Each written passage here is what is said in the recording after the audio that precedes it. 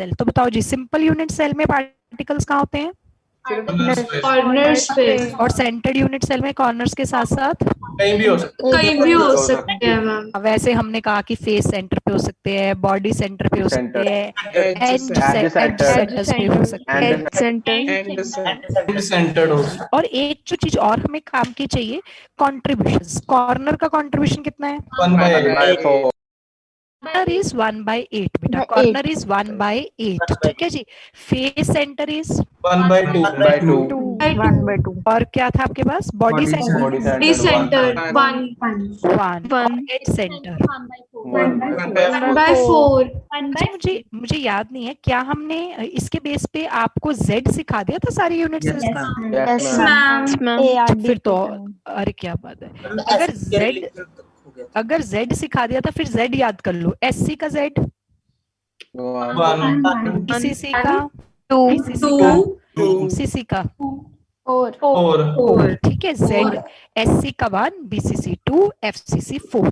और अब मुझे याद आया, तो आपके बैच में जो मुझे समझ आ रहा है, हम ये वाली लाइनें लिख चुके होंगे I guess, I am not very sure. Unit cell parameters all India के लिए सबसे इंपॉर्टेंट टॉपिक है। हमने R, D और A का रिलेशनशिप स्टडी करना है। प्योर एटम्स के लिए R D/2 होगा, यानी कि R D/2 होगा। यहाँ से स्टार्ट करना है। करें जी शुरू फिर? Yes ma'am. ओके जी। अच्छा, अब ना हमने 3 पैकिंग्स पे काम करना है। वो 3 पैकिंग्स कौन कौन सी हैं? सबसे पहली पैकिंग है आपकी, सबसे पहली पैकिंग है SC तो नहीं शुरू किया था हमने? करवाया बता दिया था आपने ma'am lattice. Yes ma'am. A के बी में क्या डिस्टेंस होगा, डी क्या होगा इसमें से? अच्छा, कोई नहीं, हम फिर से शुरू करते हैं ताकि हम पूरा टॉपिक अच्छे से समझ लें। कोई चक्कर नहीं है जी। ठीक है जी, हमने ना सिंपल क्यूबिक के लिए शुरू करना है। सिंपल क्यूबिक में आपको पता है लैटिस पॉइंट्स कॉर्नर्स पे होते हैं, ठीक है जी, और 8 कॉर्नर है, 8 पे लैटिस पॉइंट्स है, ठीक है। अब मैंने पूछा ए का नियरेस्ट नेबर, आपने कहा बी। मैंने कल फोटो से ये दिखा दिया होगा, हार्डली मैटर। ए का नियरेस्ट नेबर बी है क्योंकि डिस्टेंस ए है, ठीक है। तो इसका मतलब नियरेस्ट नेबर डिस्टेंस है ए। सिंपल क्यूबिक के लिए नियरेस्ट नेबर डिस्टेंस है ए और रेडियस होती है D/2, so it become A/2। D/2 it become A/2। ये 2 फॉर्मूलाज लिखे थे हमने। Yes ma'am. अब मैं आपको बताना चाहती हूँ कि एक्चुअली ना बच्चे को लगता है कि कल से मैंने समझाई ऐसे, कल से आपका व्यू ये बनाया है कि भाई ये क्यूब है और क्यूब में पार्टिकल्स मैम ने कॉर्नर पे लगाए हैं, ये सिंपल क्यूबिक हो गया। एक्चुअली वहां कोई क्यूब नहीं है, ठीक है जी। अब कोई बच्चा क्वेश्चन करता है, कहना मैडम भी पार्टिकल्स तो बने हुए हैं, आपने कहा सारे स्फीयर्स हैं, तो जो स्फीयर्स हैं ये तो सोडियम के पार्टिकल्स हैं, तो फिर क्यूब कौन से धागों से बनाई है? मतलब सोडियम के अंदर कुछ और भी होता है? तो अब आप सोचो ऐसा तो कुछ है ही नहीं। एक्चुअली सिर्फ ये है कि जो आपको दिख रहा है, ये जो आपको दिख रहा है ना, ये हमने क्या करा, एक ओपन डायग्राम बनाया। ओपन डायग्राम होता है जिसमें हम सिर्फ सेंटर्स शो करते हैं ताकि कैलकुलेशन करनी आसान हो। सुमित, आपका ऑडियो ऑन है बच्चे और थोड़ी डिस्टरबेंस आ रही है। सुमित 6229 बेटा। तो ए का हमें लग रहा है ए और बी में इतना गैप है, नहीं। एक्चुअली ये जो ABCD के 4 स्फीयर है वो ऐसे पड़े, they are the closest view. अच्छा, आई थिंक मैक्सिमम बच्चों के पास साइनॉप्सिस पहुंच गए हैं, तो आज से ही आप आदत डाल लो कि अपने साइनॉप्सिस अपने पास रखने हैं। अगर अभी नहीं है तो 2 मिनट रुक जाओ, बीच में कोई टाइम मिलेगा तो उठा लेना। अब ना जैसे देखो ये फोटो है, जिनके पास साइनॉप्सिस खुले पेज नंबर 5 है, जिनके पास नहीं खुले ये देख लो। ये 4 स्फीयर ऊपर वाले और 4 स्फीयर नीचे वाले दिख रहे हैं। ये ब्लू वाले 8 स्फीयर दिख रहे हैं सबको, ब्लू वाले 8 स्फीयर।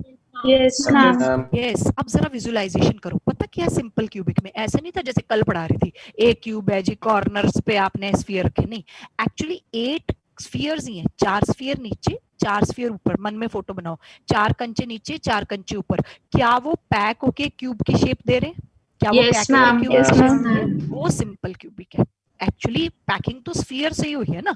अब मैंने कहा सबको स्फीयर मान लो, एटम्स को, आयंस को। बच्चा कहता स्फीयर तो मान लिया, फिर आपके क्यूब की लाइनों को क्या मानने? तो क्यूब की लाइनें कुछ है ही नहीं। वो एक्चुअली क्या है कि वो 8 स्फीयर थे, 4 नीचे 4 ऊपर, तो ये पूरी एक पैकिंग बन गई, ठीक है जी। ये पूरी एक पैकिंग बन गई, ये 8 स्फीयर्स इस तरह से पैक्ड है। और ये जो ऊपर फोटो दिखाई है, this is the open diagrams, जिसमें हम उन स्फीयर्स के सिर्फ सेंटर्स दिखाते हैं ताकि कैलकुलेशन करना, पाइथागोरस लगाना हमारे लिए इजी हो जाए। अब हमें क्या क्या काम करने हैं?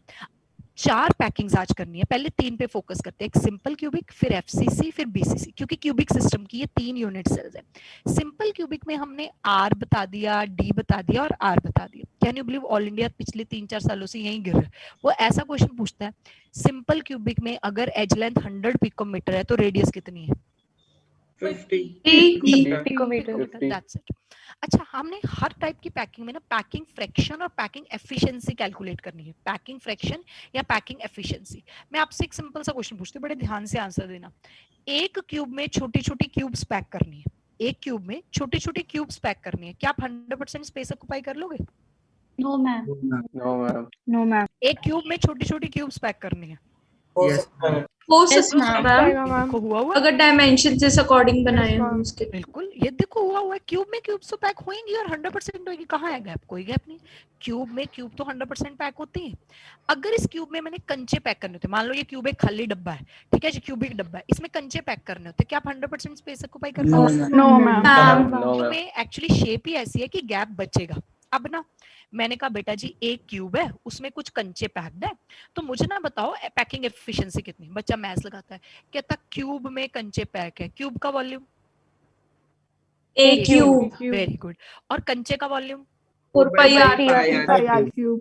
ये देख लो ना, कंचे कितने हैं, कंचे कितने हैं, ठीक है, इनटू वॉल्यूम ऑफ वन कंचा माइनस कर डिवाइड बाय देंगे। Volume of cube. माइनस क्या करना है?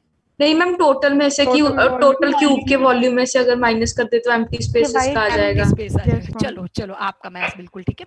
मैं क्या समझा रही थी, मैं भी उसी पे आऊंगी आपकी बात पे। मैं क्या कह रही थी, लेकिन हमारी जो थोड़ी सी पैकिंग है ना वैसे है, वो शेयर्ड है। हमने कहा ना कंचा कंचा, अब ये ना 8-8 क्यूब्स का है, तो ये 8-8 क्यूब्स मिलके एक पूरा लैटिस बना रही है, मतलब वो 8-8 स्फीयर, सॉरी 8-8 स्फीयर्स की छोटी छोटी क्यूब्स है, वो 8-8 स्फीयर्स की, और उन्होंने एक पूरा लैटिस बनाया। ये फोटो अब हमारे दिमाग में चल रही है। तो हमें तो जो नंबर ऑफ स्फीयर्स लेने हैं वो जेड लेने पड़ेंगे ना, कि इफेक्टिवली किसी के हिस्से में कितने पार्टिकल्स हैं। तो हमने पैकिंग एफिशिएंसी के लिए जो जेड लिया है वो हमने लिया, जो सॉरी पैकिंग एफिशिएंसी के लिए नंबर ऑफ स्फीयर्स लिए जेड। जैसे सिंपल क्यूबिक के लिए Z1 है, एक स्फीयर का वॉल्यूम 4/3 पाई आर क्यूब, नीचे volume of cube is a cube. अब तीनों पैकिंग में एक ही काम करना है, फॉर्मूला यही चलेगा, Z जो कि हम ऑलरेडी निकाल चुके हैं, into volume of one sphere divided by volume of cube. जैसे सिंपल क्यूबिक का Z1 है, volume of one sphere 4/3 pi r cube, volume cube is a cube. अब आप एक काम कर सकते हैं, चाहे तो आर को ए की टर्म में लिख लें, चाहे ए को आर की टर्म में लिख लें, क्योंकि हमने एक फाइनल आंसर बनाना है। तो आपने ऊपर देखा था इस पैकिंग में r is a is equal to, a will become equal to 2R। 2R, तो मैंने ए क्यूब की बजाय 2R डाला, ठीक है, और कैलकुलेशन करके फाइनली मैं पहुंच गई π/6 पे, π/6 विच इज 0.524। पहले ना ये नोट करें, कल आप कह रहे हो अपने फोटो बना लिए, तो मतलब आपका ये पैकिंग एफिशिएंसी, पैकिंग फ्रैक्शन का काम रहता है, इसको काइंडली नोट करें, फिर आगे चलते हैं।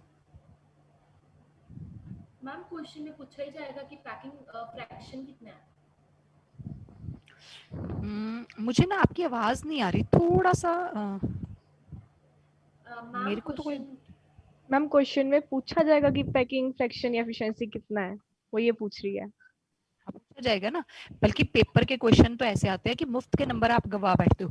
पेपर वालों ने पूछा पैकिंग एफिशिएंसी, पाई के टर्म में है तो आंसर π/6, और फ्रैक्शन के टर्म में 0.524। पेपर वालों ने पूछा percentage of occupied volume, 52.4। Paper वालों ने पूछा percentage of free volume, 1 minus 52.4, that is 100 minus 52.4, that is 47.6। तो क्वेश्चन में पूछेंगे। मैम ये जो आपने लास्ट बताया था वापस बता दोगे प्लीज?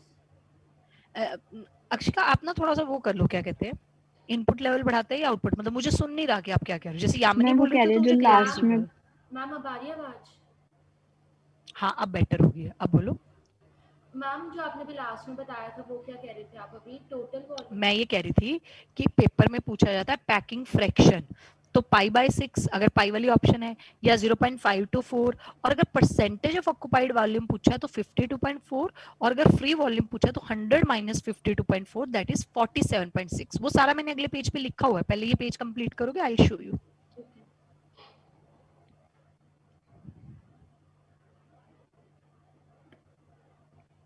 जब ये डन हो जाए तो लेट मी नो।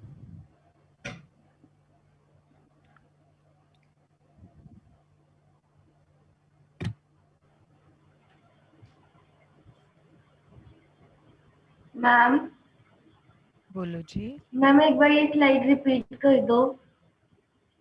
कर देते हैं योगिता जी। ये स्लाइड ना आधी तो कल की थी, आपको याद है कल लास्ट में मैम ये करा के गई थी, r is d/2 which is a/2, yes ma'am, याद है? Yes ma'am. आज मैंने सिखाया कि हर पैकिंग की ना हम पैकिंग एफिशिएंसी निकाल सकते हैं, पैकिंग फ्रैक्शन निकाल सकते हैं। उसका फॉर्मूला है z, जैसे सिंपल क्यूबिक का z कल 1 किया था, volume of one sphere 4/3 pi r cube divide by volume of cube which is a cube, क्योंकि हम ये मान के चले क्यूब में हमने कंचे पैक करे। तो फिर हमने क्या करना है, a को मैंने r की टर्म में लिख दिया। अब ऊपर दिख रहा है a is equal to 2r, तो मैंने a क्यूब की बजाय लिखा 2r क्यूब, ये कैलकुलेशन करी, ये π/6 और ये है 0.524। तो मैंने बच्चों से क्वेश्चन पूछा था कि क्या हमने 100% स्पेस ऑक्यूपाई कर लिया? नहीं, तो हमने सिर्फ 52.4 पैकिंग एफिशिएंसी है, इतना ही ऑक्यूपाइड है। मैम ये फॉर्मूला लर्न करना पड़ेगा। हाँ जी बच्चे, पैकिंग फ्रैक्शन का फॉर्मूला लर्न करें हमने, z into volume of one sphere bye volume of cube. चले आगे, अगर ये पेज हो गया हो तो। Yes ma'am. योगिता आप एक बार स्क्रीनशॉट ले लो इसका। मैम मैं लिख चुकी हूँ। अच्छा ठीक है जी। अब आ जाओ परसेंटेज ऑफ ऑक्यूपाइड वॉल्यूम 52.4 और परसेंटेज ऑफ फ्री वॉल्यूम 47.6। सिर्फ ये दो लाइनें लिखना, फिर मैं वापस उधर फोटो पे लेके जाती हूँ, फिर कुछ और चेक कराऊंगी। दो बातें लिखनी है, सिर्फ दो लाइनें लिखना, ऑक्यूपाइड वॉल्यूम 52.4 और फ्री वॉल्यूम 47.6। अब एक और मजेदार काम करते हैं, ये नीचे वाला रिटर्न वाला काम अभी प्लीज मत करना, अभी वापस चलते हैं उधर ही। अब ना मैं आपको एक क्वेश्चन पूछना चाहती हूँ, ये जो मेरा ए स्फीयर है, ये जो मेरा ए स्फीयर है, ठीक है, अगर मैं पूछूं इसका नियरेस्ट नेबर, तो आपने बोला बी, आपने बोला नियरेस्ट नेबर बी है क्योंकि वे ए पे है, क्या डी इसका नियरेस्ट नेबर नहीं है? हो सकता है मैम। तो मेरा आपसे क्वेश्चन है, इसके नियरेस्ट नेबर्स बताओ कितने हैं? इसके नियरेस्ट नेबर जो इससे ए डिस्टेंस पे पड़े हैं, एक ये दिख रहा है, 3 है मैम, 3 तो यहाँ दिख रहे नीचे वाला। वेरी गुड, आपने 6 3 मैम। ढूंढ लिए, वेरी गुड, 3 तो आपने ढूंढ लिए, ठीक है जी। ये तो अपनी यूनिट सेल में थे, पर बार बार एक ही बात चल रही है, हमारी यूनिट सेल एक 3D में स्पेस लैटिस में पड़ी है, इसके आगे पीछे ऊपर नीचे यूनिट सेल है। तो थोड़ा इमेजिन करो, विजुअलाइज करो, ए के 3 तो नियरेस्ट नेबर ए डिस्टेंस वाले अपनी यूनिट सेल में, और कितने मिलेंगे? 3 और मिलेंगे। अगर उसके ऊपर ऊपर नीचे हर जगह टेंशन नहीं लेनी, ऊपर नीचे दाएं बाएं सेल ही सेल है। तो मेरा क्वेश्चन है, ए के नियरेस्ट नेबर टोटल कितने हुए in a unit cell in 3D? How many nearest neighbours of A? 8 ma'am. 8 देख लो, 8 या 6? 6 मैम। 6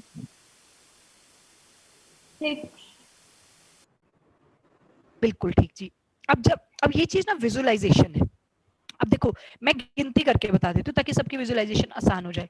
अब एक तो यही था, दूसरा ये था, तीसरा ये, 3 तो अपने घर में ही मिल गए ना, नियरेस्ट नेबर्स 3 अपने घर में मिल गए।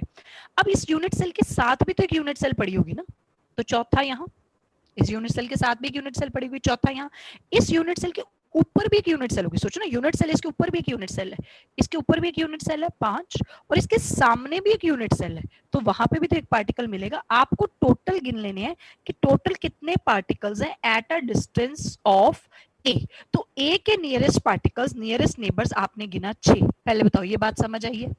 मैम इसे क्यूबिक्स पे दिखा दो जो आप। हाँ, इसमें क्यूबिक्स पे दिखाने वाली हूँ।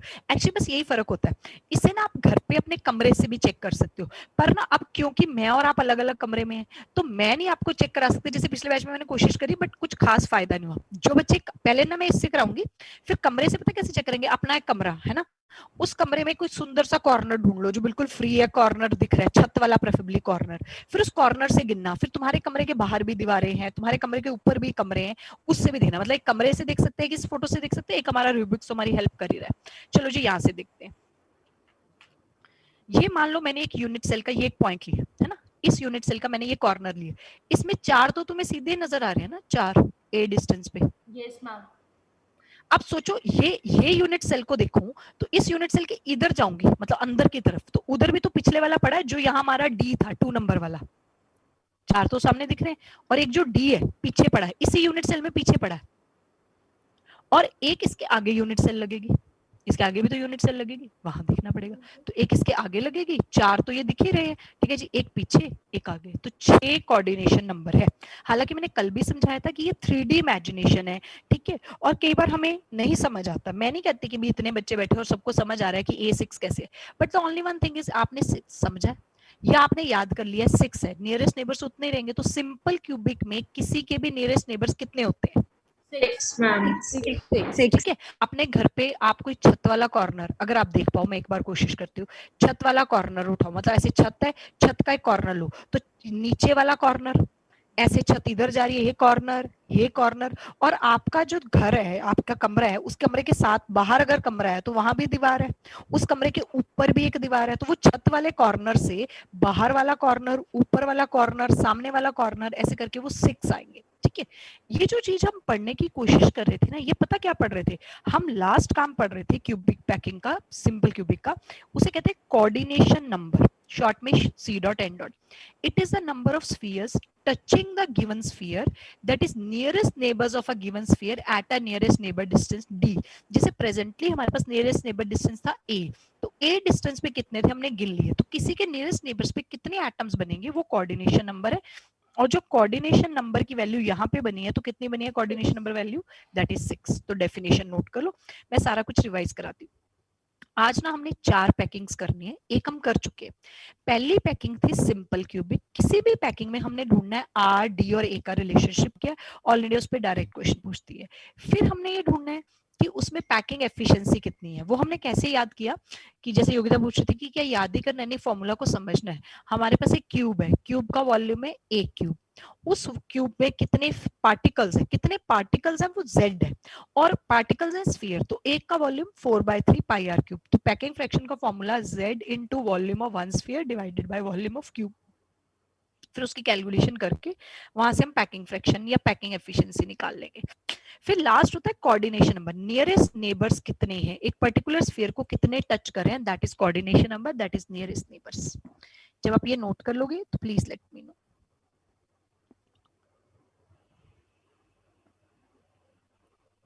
और एक चीज ना मुझे बहुत परेशान करती है हर क्लास में, जैसे आपकी क्लास में ना फ्लक्चुएशंस मैंने ज्यादा फील करी हैं। जैसे अभी 83 पार्टिसिपेंट दिख रहे हैं, चलो एक मैं हूं, एक होस्ट है, 81 तो तुम ही हो ना, ठीक है। अब क्या होएगा, 15 मिनट बाद 75 रह जाएंगे, लास्ट क्लास तक पहुंचते पहुंचते 70 ही रह जाएंगे, ठीक है। तो इसके 2 रीजन हो सकते हैं, या तो आप क्लास से उठ के चले जाते हो, आपको लगता है कौन हमें पूछ रहा है, अपने मर्जी से उठ जाते हो, है ना, क्यों फिजिकली हम आपके सामने नहीं, हमें क्या पता कोई हमें सुन भी रहा है, अभी भी कोई सुन रहा है कि नहीं सुन रहा है, ठीक है, आप चले जाते हो। दूसरा, आप सबसे बड़ी प्रॉब्लम आपका कनेक्शन प्रॉब्लम, कि आपका कनेक्शन सही नहीं है, आपको दोनों चीजें मैनेज करनी है। ये कोई मजाक वाली क्लासेस नहीं हो रही है, ये प्रॉपर ऑनलाइन क्लासेस चलती है, लाइव क्लासेस चलती है, ठीक है जी। You have to be present in the class, you have to make the proper notes. मैं बार बार आपको ये समझाती हूँ, हमारे ऑफलाइन और ऑनलाइन में कोई फर्क नहीं है, इट्स जस्ट योर अटेंशन। अब कई बार ऑफलाइन में भी अटेंशन नहीं होती, मैडम पढ़ा रही है, बच्चा किसी और की तरफ ही देखी जा रहा है, बच्चे का फोन पे ही ध्यान है, मैडम क्या कर लेगी उसका। यही हाल यहाँ पे, या तो और बुरा हाल है, मुझे क्या पता आप ये डब्बे के पीछे आप हो भी कि नहीं हो। तो अपने कनेक्शन सही रखो और कभी भी मिस नहीं मारना। शायद किसी को ये किसी ने सलाह दे दी होगी कि पहले दिन कुछ नहीं होता है एलिक्स में, पहले दिन तो पेपर ही डिस्कस होता है। कितना टाइम लगाया होगा हमने पेपर डिस्कशन करने में? Hardly 15 minute. 15 मिनट बाद हमने कल का पूरा लेक्चर कर दिया, और इतना इंटरकनेक्टेड हो जाता है, जिसने कल का लेक्चर नहीं समझा उसको आज का कैसे समझ आएगा। तो इसको सिंसियरली लो, सीरियसली लो, तुमने फीस दी है, फ्री में नहीं पढ़ रहे हो। अपने जब हमें इतनी फीस दे सकते हो तो अपने जो वाईफाई कनेक्शन है उस पर भी पैसे खर्च करो, ठीक है। और प्रेजेंट इन द क्लास, देखो बात करते करते, हाँ बात करते करते एक बंदा उड़ गया था, अभी आ गया। सो मतलब this is the connection problem ना। चलो सबके साथ हो जाती है, बट डेली बेसिस पे ना हो। और आपकी क्लास में सबसे ज्यादा पार्टिसिपेंट ऊपर नीचे रहते हैं। चलो जी, अच्छी बात है, यामिनी हमें सुन रही है, एक बच्चा तो मुझे सुन रहा है, मैं पढ़ाती हूँ। हम भी सुन रहे हैं मैम, हम भी सुन रहे हैं मैम। नहीं, यामिनी ने प्रूव करा है कि वो सुन रही है, यू डिडंट। चलिए कौन सा मैम अभी हम रिकॉर्डिंग बना रहे हैं आप? मैम पिछली क्लास में तो 86 थे। हाँ अभी आगे देखना, इनको पता नहीं रहता ब्रेक के बाद क्लास है, भूल जाते हैं। ये टीचर स्पेसिफिक नहीं है। पहली बात 8:30 बजे क्लास शुरू होनी, 8:30 बजे कोई नहीं आएगा, 8:45-9 बजे लटक लटक के आएंगे, ठीक है। फिर आएंगे, एक आधी क्लास लगाएंगे, अब तो वैसे ही हमने ब्रेक दे दिए, उसके बाद फिर चल पड़ेंगे। चौथी क्लास जिसकी मर्जी हो, तुम 70 रह जाते हो, व्हाट डू यू मीन, बाकियों को नहीं पढ़ना। तो ये चीज, ये हरकतें छोड़ दो, पूरा +1 ऑनलाइन हो गया और कोई उम्मीद नहीं है कि +2 में कब स्कूल्स इंस्टीट्यूट्स खुलने हैं। तो वैसे जैसे केस बढ़ रहे हैं बिल्कुल नहीं लग रहा। अब तो ये टेंशन हो जाती है अक्षिका कि मैं जिंदा रहूंगी कि नहीं एक हफ्ते तक। भगवान को इतना नीचे बैठे हुए लग रही है। Isn't it? मतलब कि ना कितनी स्ट्रेसफुल लाइफ होगी। अब ज्यादा हो गया मैम। यार तो वहां भयानक हुआ पड़ा काम। अब पता पहले क्या होता था, पिछली उसमें क्या था, पिछली उसमें तो ये था कि कहीं दूर एक फेज में ना, एक सेक्टर में 9 फेज में ना, हमारे 9 फेज में एक केस आया था, हाय हाय वो गुरुद्वारे के पास है, यहाँ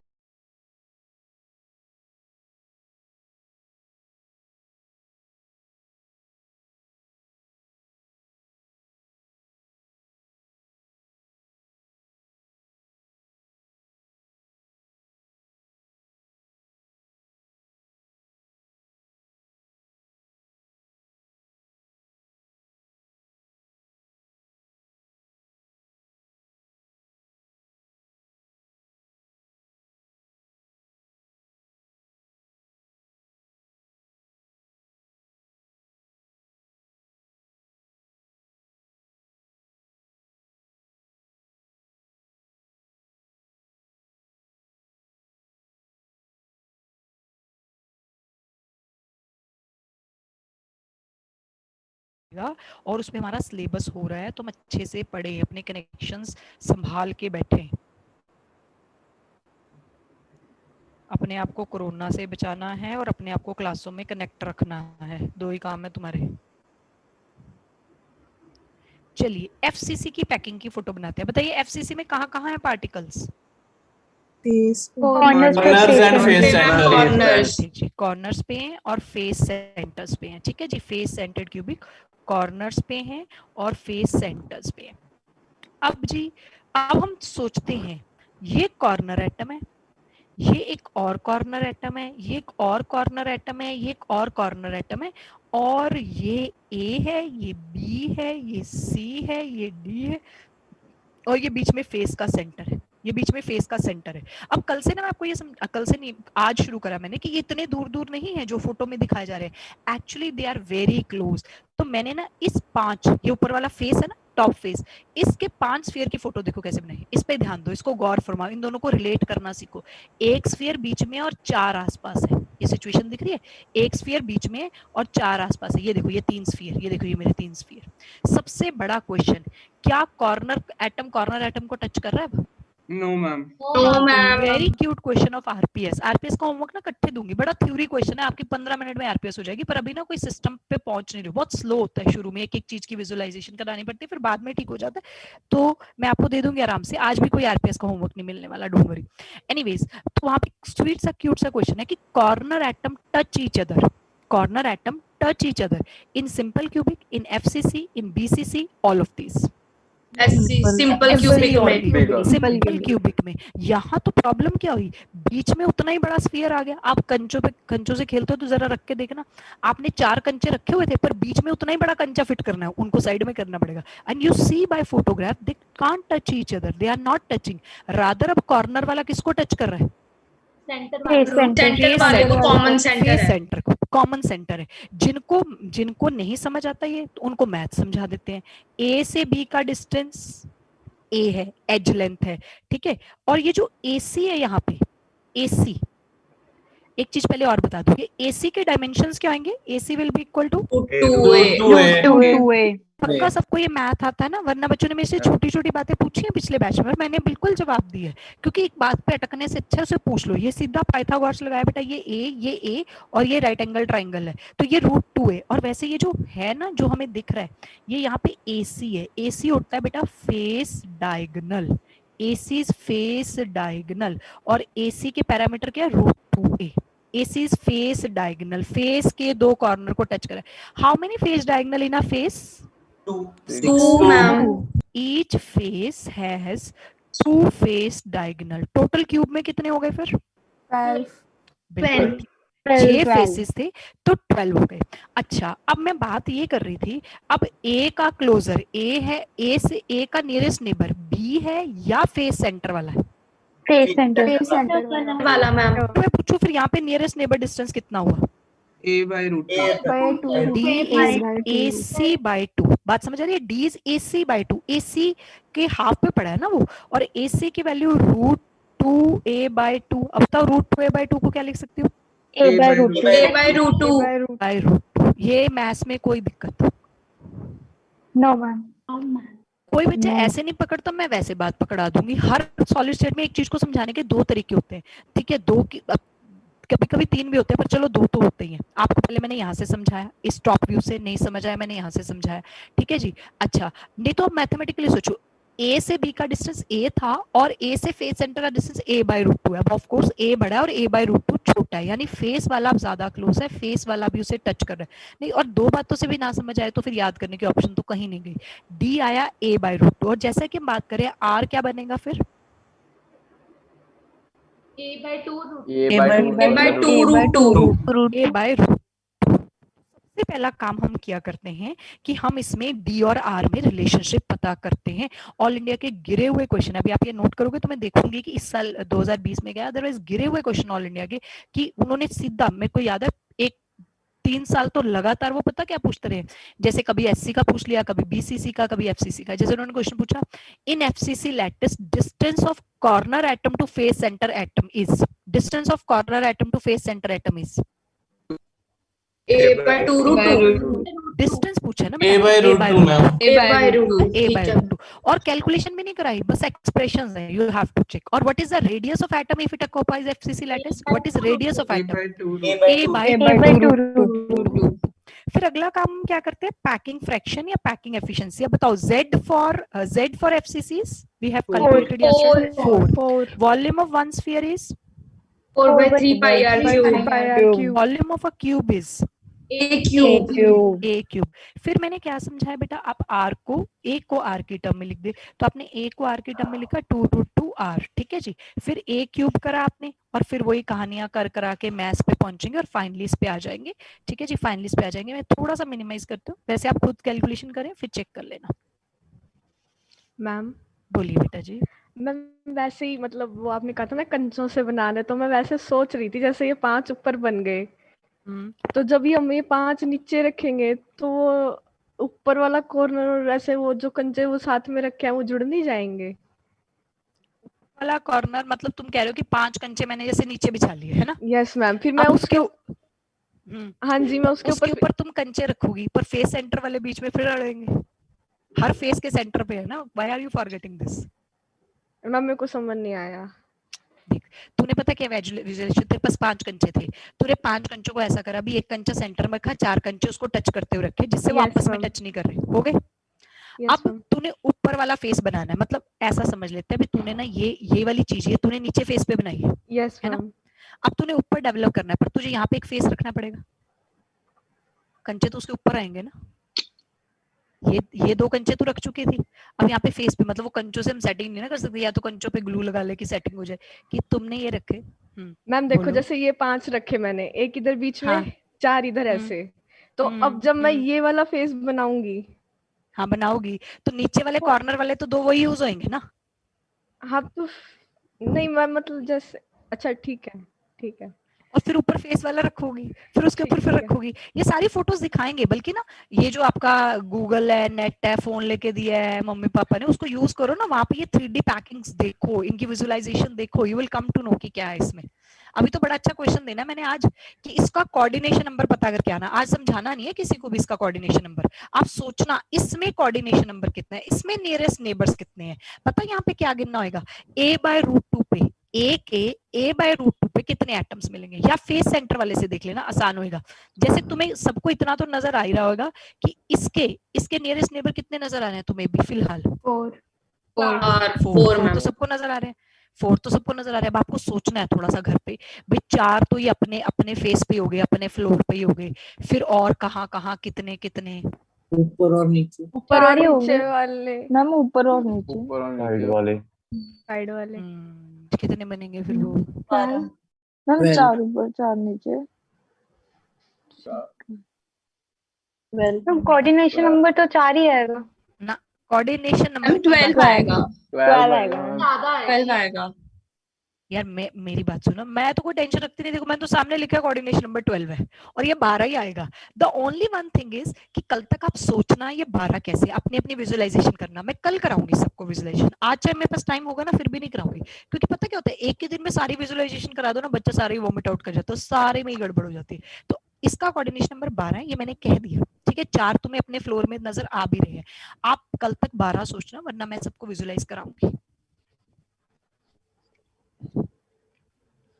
और कैलकुलेशन करके सबसे मजेदार बात, इसकी पैकिंग फ्रैक्शन पता कितनी निकलेगी, थोड़ा सा ऊपर कर दो स्क्रॉल, 0.74। पाई की टर्म में पाई बाय 3√2 और 0.74, तो परसेंटेज कितनी हुई ऑक्युपाइड?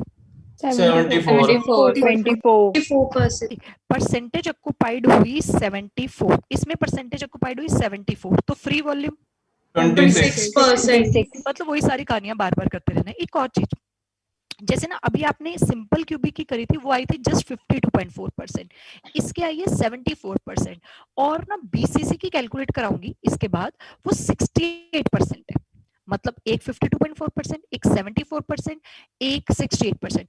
आपके आरपीएस में एक और भी क्वेश्चन है, एससी, बीसीसी और एफसीसी सबसे ज्यादा पैकिंग एफिशिएंसी किसकी है? FCC। एफसीसी की, ठीक है। इस पे भी मैं एक चीज बनाने वाली हूँ। पहले मुझे ये बताओ कि ये वाला डन हो गया और कोई डाउट है यहाँ पे? अभी आपने क्या बोला था? नंबर अभी मैंने बोला था कि एससी, बीसीसी और एफसीसी में से सबसे ज्यादा एफिशिएंट पैकिंग किसकी है? बोलो बेटा बोलो। हाँ बोलो मनन। मैम कोऑर्डिनेशन नंबर 12 कैसे आएगा? बेटा आप कहाँ गए थे अभी? मैम मेरा 11 आ रहा है। नहीं, आप अभी कहीं आपका कनेक्शन लॉस हुआ था या आप उठ के कहीं गए थे? मैम कनेक्शन लॉस हुआ था। तो तब मैंने कहा था मैं आज किसी भी बच्चे को नहीं समझा रही हूँ कि 12 कैसे आएगा, ठीक है। कल समझाऊंगी कि 12 कैसे आएगा, तब तक अपने आप सोचना, ठंडे दिमाग से सोचना, वरना आंसर याद रखना, आंसर 12 है। अच्छा, बात क्या चल रही थी कि as FCC is most efficient, as FCC is most efficient packing of cubic system,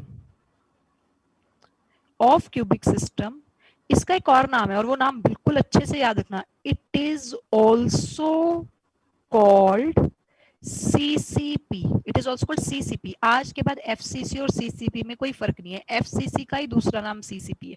पता वाई CCP? CCP की फुल फॉर्म क्या है? Cubic closest packing. Cubic closest packing. Actually ना ये अभी आपने खुद देखा, मैंने कहा अभी बीसीसी कराऊंगी, वो ना सिर्फ 68% है, अभी कराऊंगी तो उसको पता लग जाएगा। तो सबसे एफिशिएंट पैकिंग जो है वो इसी की आएगी, 74% है। ये क्यूबिक सिस्टम की सबसे क्लोजेस्ट पैकिंग है, एफिशिएंट पैकिंग है, इसलिए इसको सीसीपी कहते हैं, क्यूबिक क्लोजेस्ट पैकिंग। मतलब आज के बाद कभी क्वेश्चन में हो ना कि सीसीपी में रेडियस बताओ, तो इसका मतलब सीसीपी मतलब आप किसकी बात कर रहे हो? एफसीसी की। ये चीज याद रखना। कोऑर्डिनेशन नंबर 12 है और कोऑर्डिनेशन नंबर का डिस्कशन हम कल करेंगे। और आर की वैल्यू, डी की वैल्यू a/√2 और आर की वैल्यू a/2। जितना मैंने आज आपको पढ़ाना है ना, वो सारा ना आपका मतलब मेन जो टॉपिक है, ठीक है। बाकी टाइम होगा तो थोड़ा आगे पढ़ा देते हो, आपको पता है। पर जो मेन टॉपिक मैंने आपको पढ़ाना है ना, वो मेन टॉपिक ना आपका आधे पेज के टेबल में आ जाएगा, ठीक है। मैं आपको आइडिया दूंगी कि आपने घर पे टेबल कैसे बनाना है। जैसे ना जितना कुछ भी आपने सीखा है, आपने अपनी कॉपी टिल्ट कर लेनी है, उसमें ना बड़े सारे कॉलम बनेंगे, टाइप ऑफ पैकिंग, जैसे एससी, बीसीसी, एफसीसी और एक और पढ़ाऊंगी वो बाद में। उन सबका लैटिस पॉइंट्स कितने थे, उन सबका जेड कितना है, उसका डी कितना है, आर कितना है, परसेंटेज ऑफ ऑक्युपाइड वॉल्यूम कितनी है, परसेंटेज ऑफ फ्री वॉल्यूम कितनी है, और उसका कोऑर्डिनेशन नंबर कितना है। समझो, ये सारा एक टेबल में लिखते हैं ना। 4 पैकिंग्स आज कराऊंगी और सारा काम एक ही बार, आधा टेबल। जो सॉलिड स्टेट है ना, ये 3-4 टेबल बनते हैं, बस 3-4 टेबल में आपका सारा चैप्टर खत्म हो जाता है। कराने में टाइम बहुत लगता है, बट जब चीज समझा दी जाती है तो आप उसको समराइज कर लो, टेबलर फॉर्म में बना लो, तो सॉलिड स्टेट बहुत छोटा चैप्टर हो जाता है, ठीक है। क्योंकि इसमें काफी कुछ याद करने वाला भी है, पहले दिन से प्रिपेयर कर रही हूँ। अच्छा जी, बीसीसी शुरू करें अभी? मैम एक्सक्यूज मी मैम, बोलो जी ध्रुव जी। अच्छा एक सेकंड, मैं ना अपनी बात भूल जाती हूँ। जिन बच्चों को अभी तक साइनॉप्सिस नहीं मिले, काइंडली रेज योर हैंड्स जिनको साइनॉप्सिस नहीं मिले। हाँ जी, अब ध्रुव बोलेंगे सबसे पहले। बोलिए ध्रुव। मैम जैसे आपने कहा था कि इसमें 100% पैकिंग तो हो नहीं सकती, तो मतलब नहीं मैक्सिमम हो सकती। 74 ही हो सकती है, इससे ज्यादा हो नहीं सकती। मैक्सिमम क्यूबिक सिस्टम में 74 है अभी तक, आज की डेट तक ध्रुव। ठीक है, आगे मैं आपको और कुछ बातें बताऊंगी, फिर और डिस्कस करेंगे। अभी मैं आपको थोड़ा सा हिंट दूं, क्योंकि आपके दिमाग में बात अटक गई। अभी तो पता क्या है, अभी तो एक ही तरह के क्रिस्टल चल रहे हैं, जैसे ये सारे सोडियम की पैकिंग है। कल को आप सोचेंगे खाली तो जगह पड़ी है, कुछ छोटे छोटे और पार्टिकल पा देते हैं, इंटरस्टिशियल सॉलिड सोल्यूशन, याद है आपको? Yes yes ma'am. फिर पैकिंग और बढ़ जाएगी। तो ये तो चैप्टर आगे आगे चलेगा। आज की डेट में मैक्सिमम क्यूबिक सिस्टम में सबसे ज्यादा एफिशिएंट सीसीपी। एक और गर्ल ने कुछ पूछा था, बोलो बेटा जी। एक्सक्यूज मी मैम, जो आपने एफसीसी हाँ, बोलो में एक कृतिका। क्वेश्चन बोला था ना कि ये नीट वाले ऐसे पूछ लेंगे कि डी बताओ उसका, वो एक बार रिपीट करना। हाँ, क्वेश्चन वाज पूछा है उन्होंने। क्वेश्चन पूछा है कॉर्नर एटम से फेस सेंटर एटम का डिस्टेंस कितना है इन एफसीसी। या उन्होंने ऐसे पूछा था, सॉरी एक मिनट दोबारा बोलती हूँ, what is the distance of the nearest atom from a corner atom in FCC. Corner atom से नियरेस्ट नेबर कितने डिस्टेंस पे है, तो डी कितना है, a/√2। That was the answer. Okay. हो गया कृतिका? मैं एक होमोजीनियस लैटिस में पूछा था। होमोजीनियस लैटिस में तो 74% ही मैक्सिमम हो सकता है ना, मतलब जिसमें अगर हम सॉल्यूशन वगैरह कुछ ही ना बनाए, छोटे छोटे से ना डाले बीच में। हाँ हाँ हाँ हाँ हाँ हाँ हाँ, नहीं नहीं, फिर तो 74 ही हो सकता है। लक्षिता ने सोल्यूशन और सॉलिड स्टेट चैप्टर को कितने अच्छे से कनेक्ट कर रहे हैं ना। होमोजीनियस लैटिस कर दिया इसने, होमोजीनियस नहीं, प्योर क्रिस्टल्स। हाँ चलो वो लगा लो। भावना तो समझ आ गई ना हमें। चलिए जी, बीसीसी की पैकिंग शुरू करते हैं। और अच्छे बच्चे खुद करेंगे, बनाओ एक बीसीसी लैटिस। सोचो अब कॉर्नर एटम का नियरेस्ट कौन है, क्या दूसरा कॉर्नर वाला या जो बॉडी के सेंटर में पड़ा है, फिर ऐसे डी और आर पे पहुंचेंगे। तो बीसीसी की बनाओ बनाओ, खुद काम करो। अच्छा, मैंने मीनवाइल पूछा था कि जिन बच्चों को साइनॉप्सिस नहीं मिले इंस्टीट्यूट की तरफ से hard copies, kindly raise your hand. और किसी ने हैंड रेज नहीं करा तो इसका मतलब ये मान लिया जाए कि सबको मिल गए। वेबसाइट पे तो नहीं डाला ना कुछ? No ma'am. हाँ, वेबसाइट पे क्यों डालेंगे, और सबको मिल गए। वाह, मुझे लगता है ये पहला बैच है। अच्छा हाँ, फिर एक और क्वेश्चन याद आ गया। मैंने सुना आपका जो 14 अप्रैल को हमने टेस्ट लिया था उसके रैंक्स आ गए हैं। 14 अप्रैल याद है, 15 अप्रैल से आपका बैच शुरू हुआ था। पूछ लिए थे। अच्छा, आपसे पूछ लिया हो गई थी मैम हमारी बात। अच्छा, बस आपसे ही बात हुई थी। और एक शाम वाले बैच में टॉपर वहां भी नहीं मिले। फिर टॉपर कहाँ है, ये मैं टेंशन में हूँ। चलो ढूंढेंगे। बीसीसी में एक पार्टिकल यहाँ है, दूसरा पार्टिकल यहाँ है, तीसरा पार्टिकल यहाँ है, चौथा पार्टिकल यहाँ है, पांचवा यहाँ, हर जगह है मतलब बीसीसी में। और एक ना फेस के सेंटर पे है, वो पता कहाँ है, मैं दिखाती हूँ आपको कि ये और इसके सेंटर पे ये पड़ा है। अच्छा जी, अब नामकरण कर दूं, ए बी सी डी। अच्छा, अब ए डी, जैसे ए सी फेस डायगोनल है, ए डी क्या बोलेंगे, body diagonal. Diagonal. A D is body diagonal. जिनका मैथ्स बहुत अच्छा रहा है 10th में, पर डॉक्टर बनने की चाह में उन्होंने एमबीबीएस मेडिकल चूज किया, वो बता सकते हैं एडी का पैरामीटर क्या है। √3 है। क्यूब नहीं आएगा, क्यूब 3, क्यूब √3। ये ए है, ठीक है जी, ये भी ए है, और सॉरी ए कैसे लिख दी मैंने, ये भी ए है। अच्छा, अब मैं जिन्हें नहीं समझ आया कि वो √3 कैसे, उनके लिए बता रही हूँ। हमने ना बेटा ये वाली ट्राइंगल ले ली, वी हैव टेकन ACD। थोड़ी देर पहले आपने देखा था कि जो AC है वो रूट फेस डायगोनल और √2a है, ये √2a है और ये A है। अब हमने ये वाली ट्राइंगल ली है ACD। एक साइड A है, एक साइड √2a है। जब आप पाइथागोरस लगाओगे तो AD √3a आएगा। छोटी छोटी बातें याद रखना। इस चैप्टर में ना आप क्या कहते हैं कि आपकी एफिशिएंसी अच्छी हो जाएगी। जैसे फेस डायगोनल √2a होता है, बॉडी डायगोनल √3 होता है, तो body diagonal is equal to AD is equal to √3a। अच्छा, अब मुझे बताओ who is the nearest neighbour, corner atom से ए एटम का नियरेस्ट नेबर किसी और कॉर्नर वाला बॉडी है सेंटर या बॉडी के बॉडी सेंटर? सेंटर वाला। तो AD D आ गया AD/2, यानी D आपके पास क्या आ गया, √3a/2। This is √3a/2। ठीक है जी। कृतिका जी फिर से अगले साल ऑल इंडिया में पता क्या क्वेश्चन आया, कॉर्नर एटम से नियरेस्ट नेबर डिस्टेंस कितना है फॉर BCC? कॉर्नर एटम से नियरेस्ट नेबर डिस्टेंस कितना है for BCC? What is your answer? √3a/2। It is √3a/2। और अगर रेडियस पूछी जाए तो √3a/4। अब मैं आपको बार बार कह रही हूँ ये सारी चीजें ना एक ही टेबल में डाल देना, जितनी इंफॉर्मेशन है सारी। बच्चे तो इतने अच्छे टेबल बनाते हैं, बच्चे पैकिंग फ्रैक्शन का अलग बनाते हैं, पाई वाला, फिर परसेंटेज ऑक्युपाइड वॉल्यूम, ताकि पाई वाले भी कवर हो जाए, परसेंटेज वाले भी कवर हो जाए, एम्प्टी वॉल्यूम भी, कोऑर्डिनेशन नंबर भी, आर भी, डी भी, लैटिस पॉइंट्स भी, जेड भी, सारी चीजें इंफॉर्मेशन दे दो जितनी तुम्हें क्लास में सिखाई गई है। Don't forget to write one more name of FCC, it is CCP। फिर पैकिंग फ्रैक्शन वही कहानी, what is Z for BCC?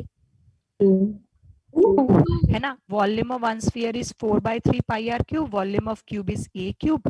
फिर a को r के टर्म में लिखेंगे और ऐसे काम करेंगे। और पहले ये सारा काम कर लो आराम से, और इसका कोऑर्डिनेशन नंबर ढूंढना भी बहुत आसान होएगा।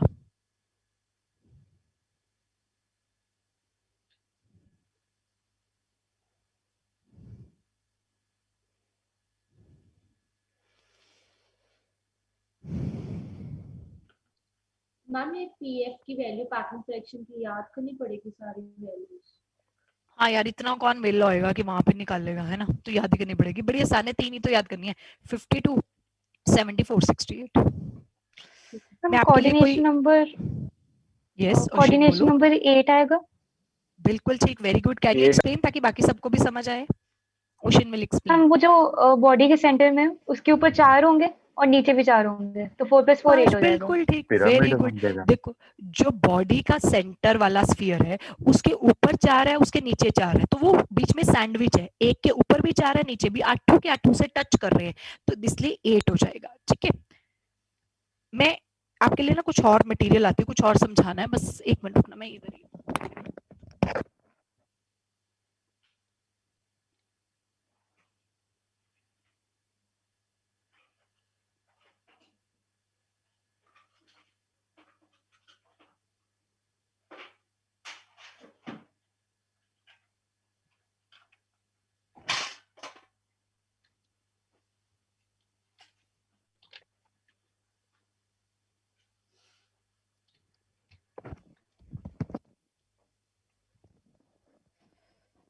हाँ जी, अब ये वाला हो गया काम, यस और नो? मैम बोलो बोलो बेटा बोलो। मैम ये 8 को क्या है कोऑर्डिनेशन नंबर, प्लीज बता दो। मैं बताती हूँ, बहुत आसान है।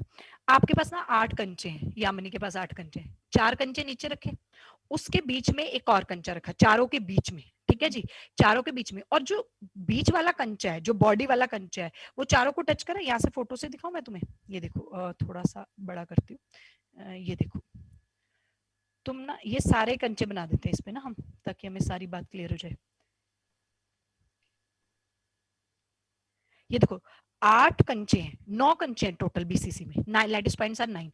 अब 9 को इमेजिन करो, बीच वाला जो बॉडी सेंटर है उस पे ध्यान दो, जो बॉडी सेंटर है that is your reference sphere, this body centre is your reference sphere. इस बॉडी सेंटर के ऊपर, इस बॉडी सेंटर को ऊपर वाले 4 भी टच करें, नीचे वाले 4 भी टच करें, इसका मतलब क्या हुआ? इसका मतलब इसका कोऑर्डिनेशन नंबर कितना हुआ? 8। It's coordination number is 8।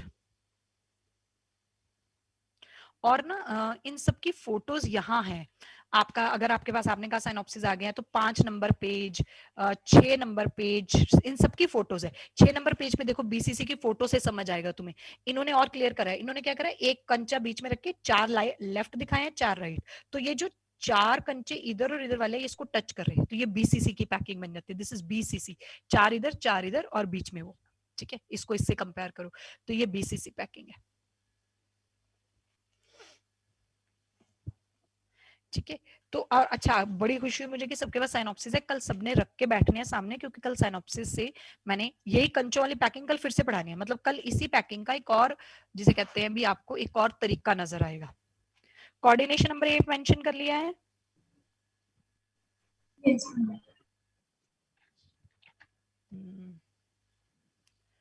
Coordination number is 8।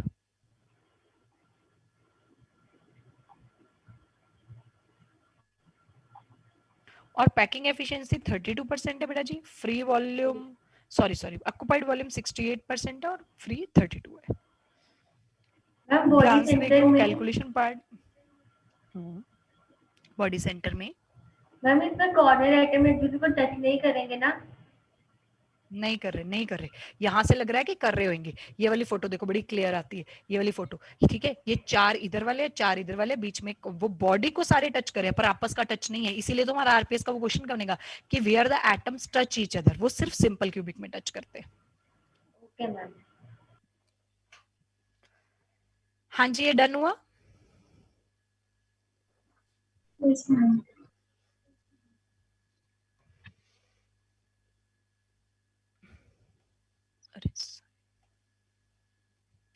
इसके बाद ना, अब जैसे हमने तीनों पैकिंग सीख ली, ठीक है जी, तो अब हमारे पास न्यूमेरिकल्स क्या बनते हैं। ऑल इंडिया तो सीधे सीधे उसी पे ही गिर रहा है, यानी कि सीधा कॉन्सेप्ट पूछा उसी पे, पर न्यूमेरिकल क्या बनते हैं। तो बड़ी छोटे छोटे 2 न्यूमेरिकल्स आपके साथ डिस्कस करी हूँ। Xenon has FCC lattice with edge length 100 picometer. Calculate radius of xenon atom.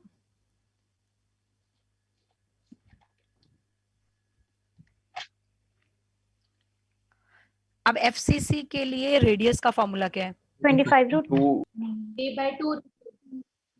बिल्कुल ठीक, आपने सीधा फॉर्मूला लगाना है कि फॉर FCC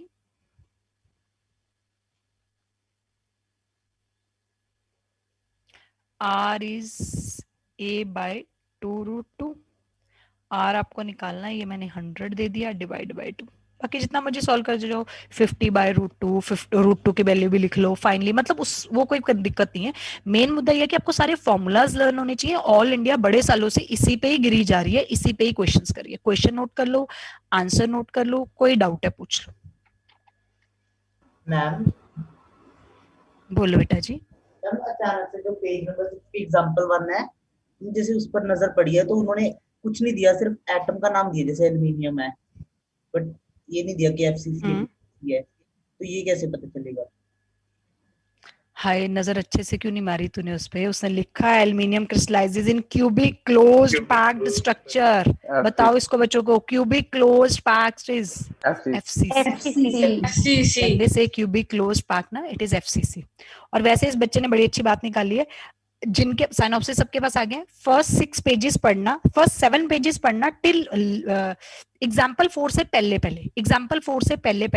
फर्स्ट 6 पेजेस पढ़ना। दैट डजंट मीन कि मैं तुम्हें नहीं कराऊंगी, दैट मीन्स कि स्टार्टिंग का थोड़ा बहुत छोटा छोटा पता चल जाएगा तुम्हें क्या लिखा हुआ है। Can we move further? हम ओनली एटम्स की बेस पे तो नहीं कर सकते हम, अगर ना ओनली एटम्स क्या होता है बच्चे? जैसे मैम ये क्वेश्चन है, इसमें एफसीसी ना देते, अगर अकेला कैल्शियम देते तो ऐसे तो नहीं कर सकते। हाँ, नहीं, फिर उसके लिए पता क्या होगा, उसके लिए हमें लर्न करना पड़ेगा कि किसी एटम का क्या स्ट्रक्चर होता है। जैसे एक बच्ची ने मेरे को बताया, बाकी क्वेश्चंस देखो, तो उस बच्ची ने बोला कि मेरे पास एक पीरियोडिक टेबल है। जैसे बच्चे शौक से बड़े बड़े पीरियोडिक टेबल खरीदते हैं, पढ़ने वाले बच्चे, तो इससे पीरियोडिक टेबल है, तो कहते हैं जी मेरे पास पीरियोडिक टेबल है ना, उसमें सारे एटम्स एलिमेंट्स के नाम है, वो तो आपको भी पता है।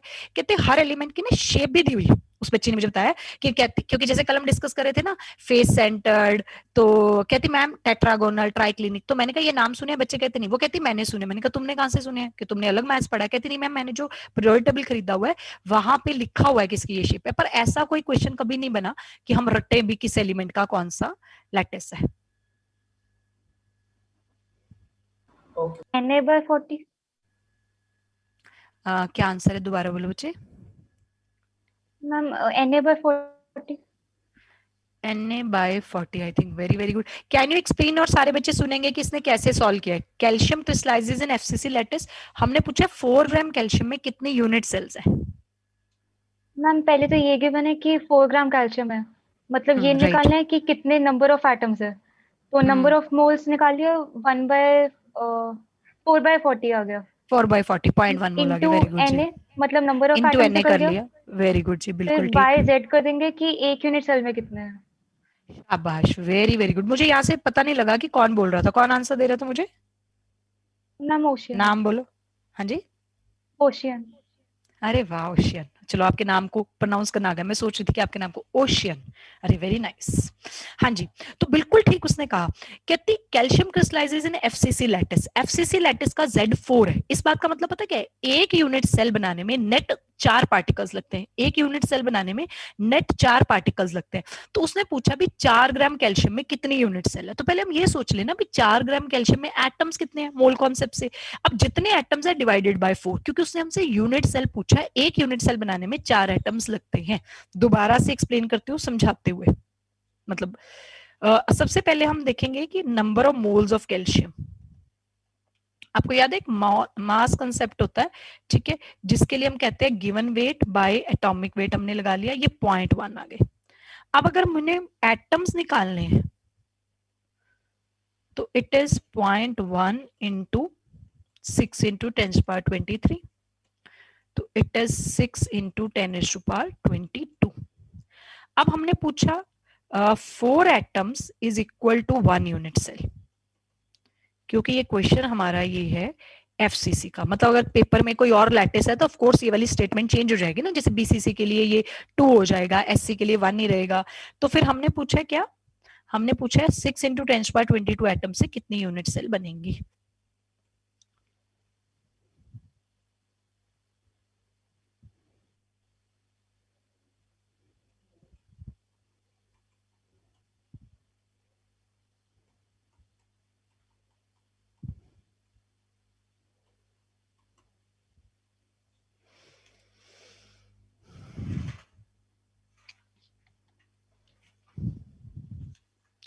हाँ जी, ये समझ आया सबको, हाँ या ना?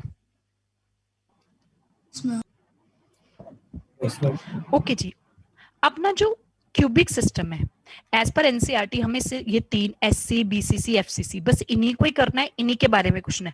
पर यदा कदा ना पेपर में हेक्सागोनल एक और यूनिट सेल्स होती है हेक्सागोनल, जिसका कल हमने नाम भी नहीं लिया, पर हेक्सागोनल यूनिट सेल्स भी होती है और कल कुछ साइनॉप्सिस से पैकिंग सिखानी है, वहां उसका यूज होना है। तो आज मैं हेक्सागोनल यूनिट सेल भी आपको सिखा रही हूँ, ठीक है जी। एक और यूनिट सेल मैं आपको सिखा रही हूँ हेक्सागोनल।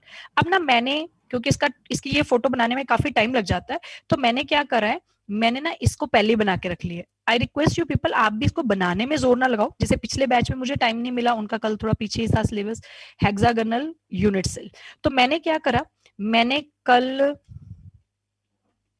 मैंने उनको आज ना होमवर्क दे दिया कि पेज नंबर 7 से ये सारा ड्रॉ करके लाना, लिख के लाना, वहां पे आपको एक डॉल्फिन मिलेगी। तो आप भी सुन लो मेरे से और अब आप वहां से बना लेना, इसको भी समझ लो, बिकॉज वी हैव टाइम, तो मैं आपकी क्लास में समझा सकती हूँ। हेक्सागोनल यूनिट सेल और जिस पैकिंग में होते हैं उसे एचसीपी कहते हैं, कल इसकी डिटेल पढ़ेंगे। हेक्सागोनल क्लोज पैकिंग, जैसे सीसीपी होता है क्यूबिक क्लोज पैकिंग, एचसीपी होता है हेक्सागोनल क्लोज पैकिंग। इसमें ना ये हेक्सागोनल यूनिट सेल्स है। मैं इनका थोड़ा सा सिस्टम आपको समझाऊं, ये कैसे है। ये 2 फेसेस है, आपको दिख रहा है, ये टॉप फेस और ये बॉटम फेस, और ये कॉर्नर्स है, ये कॉर्नर्स है, ठीक है जी। और ये बॉडी के अंदर मतलब ये हेक्सागोनल यूनिट सेल्स हैं, जैसे आपकी पेंसिल्स होती हैं हेक्सागोनल, वैसी यूनिट सेल्स हैं। इसमें एक फेस सेंटर ऊपर, एक फेस सेंटर नीचे, 6 कॉर्नर ऊपर, 6 कॉर्नर नीचे और 3 ये। हमें ना बस इसका जेड सीखना है, बाकी हम कुछ इस पे काम नहीं करते, हम इसका जेड सीखते हैं, ठीक है। पर जेड के लिए कॉन्ट्रीब्यूशन अलग है। अब एक बार रिवाइज करो जो आपने सीखे थे, क्या कहते हैं क्यूबिक में कॉर्नर का क्या कंट्रीब्यूशन था? 1/8। क्यूबिक में कॉर्नर का कंट्रीब्यूशन था 1/8। अच्छा जी, फेस का 1/2 और बॉडी का 1, और क्या था आपके पास? एज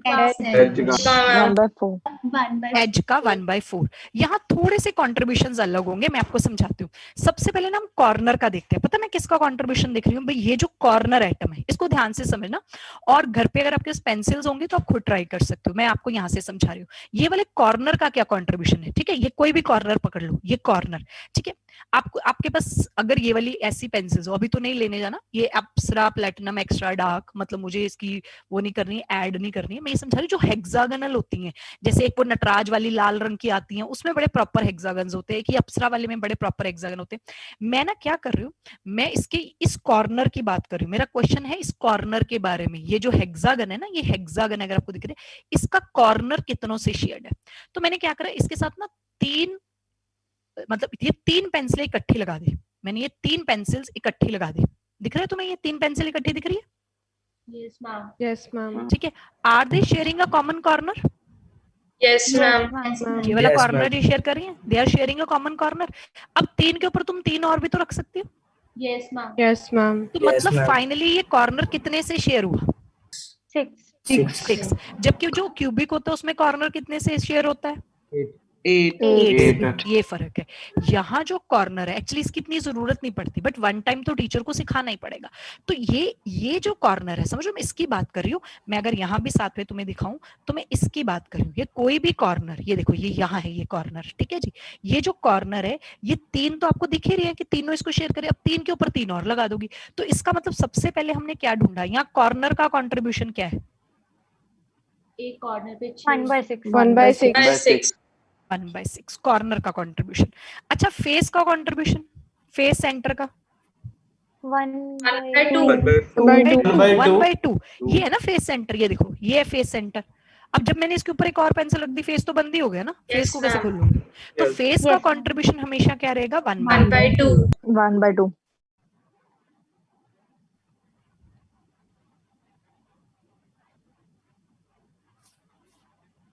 अच्छा यहाँ पे ना एक और कंट्रीब्यूशन है एज का। वैसे एज का काम तो कुछ नहीं आना, एज का हमने क्या करना है, पर चलो एज का कंट्रीब्यूशन भी लिखा हुआ है, फिर मैं नहीं लिखूंगी, फिर आप लोग बोलोगे एज क्या होता है। वैसे एज पे भी कुछ नहीं है, एज ये होता है किनारा, ठीक है। इसका कंट्रीब्यूशन सोच रहे हैं एज का, ठीक है। अब आप पेंसिल को लगाओ, अब आप एज पे हो, आप एज की बात करो। जैसे ये ब्लैक वाला एज, अब देखो ये एज के साथ मैंने ये पेंसिल जोड़ी,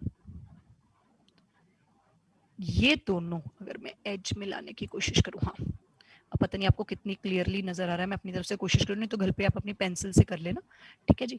ये 2 एज मैंने मिलाए हैं, एक का ना ये ब्लैक कलर की पेंसिल है मेरे पास, एक ब्लू है, और मैंने इनके ये 2 एज मिलाए हैं। ये एज है बेटा, ये एज है, ये एज है। ये दोनों ने एक कॉमन एज शेयर कर लिया। Yes ma'am. अब इस पे एक पेंसिल और बड़ी आसानी से फिट हो सकती है। Yes ma'am. 1/3 हो जाएगा। 1/3 हो जाएगा, बस यही समझा रही थी। एज पे, एक एज पे ये देखो ये 2 एजेस मैंने इकट्ठे करे थे, ठीक है।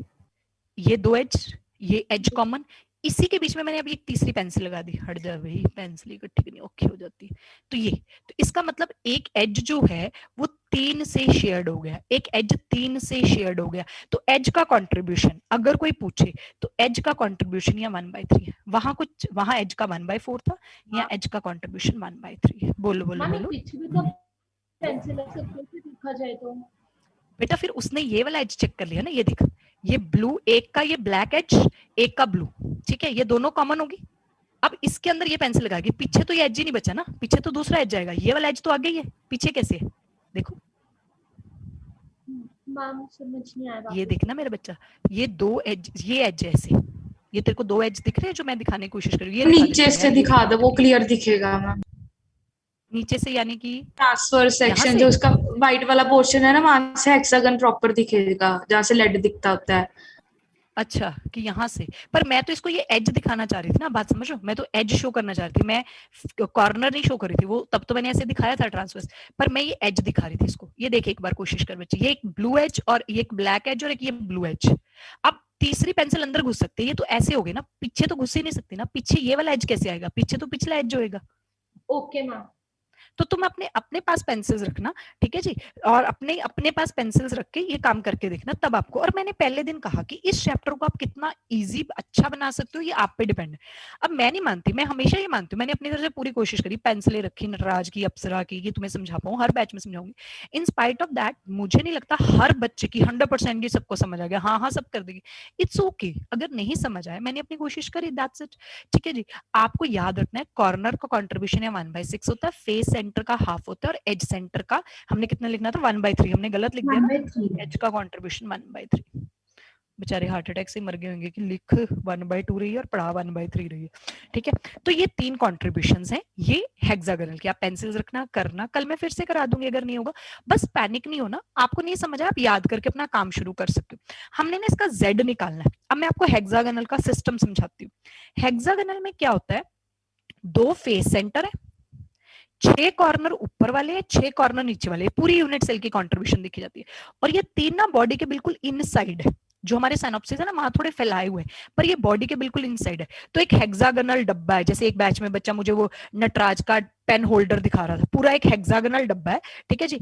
ऊपर वाले फेस पे एक, नीचे वाले फेस पे एक, 6 कॉर्नर पे, 6 नीचे वाले कॉर्नर और 3 बॉडी के इनसाइड है, 3 बॉडी के इनसाइड है। What ever is inside the body उसका कंट्रीब्यूशन क्या होता है? 1 ही होता है। अब कोई बच्चा चेक कर सकता है इसका Z क्या बनेगा?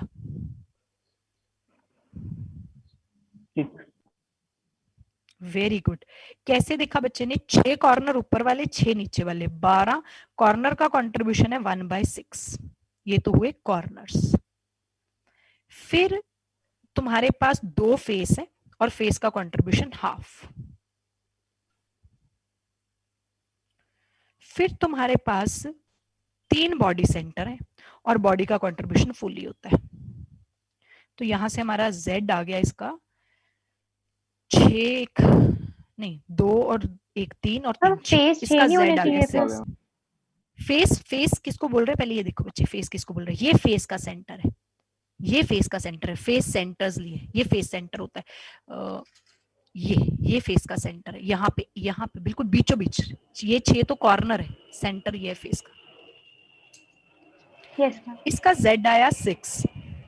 अच्छा, इसमें भी ना कोऑर्डिनेशन नंबर 12 होता है और इसमें जो पैकिंग परसेंटेज ऑक्युपाइड वॉल्यूम है, परसेंटेज ऑफ ऑक्युपाइड वॉल्यूम,